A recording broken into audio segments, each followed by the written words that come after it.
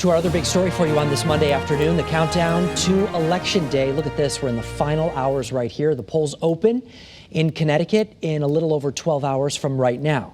Now, the pandemic, of course, has changed a lot of things. A record number of voters will be using absentee ballots. And those going to the polls will also see plenty of changes tomorrow. Chief Capitol reporter Susan Raff is live right now.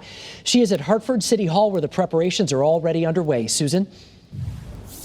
Mark, this has been a year like no other, and it will be an election like no other. In fact, cities and towns have been preparing for months, as far back as February, to make sure that they can minimize any problems that may occur on Election Day and to make sure that every voter has the right and opportunity to vote.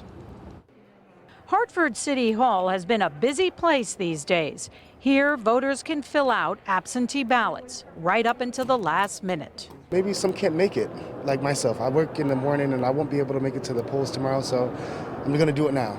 And downstairs, tables are all set up for same-day voter registration. If you haven't already registered to vote, you can do it on Election Day. Everything changed everything this year, and it's hard to believe. We had our first meeting about this election in February because we could see that things were going to be different indeed, and they have been. Part of the plan included getting a lot of volunteers to help out at town halls to process ballots and at the polls.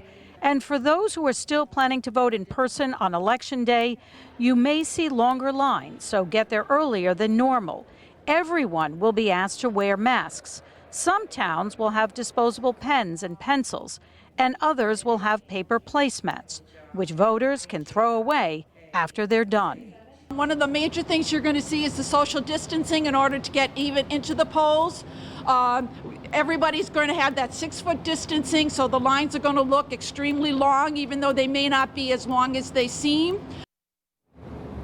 So here's what we're being told as far as the lines on the polling places or at the polling places. Don't be discouraged. It may seem very long, but we're told that it won't take as long as you think. Now, coming up on Eyewitness News at 6, more on what you need to know for Election Day and a huge push to get more voters to vote. We are live in Hartford. Susan Raff, Channel 3 Eyewitness News.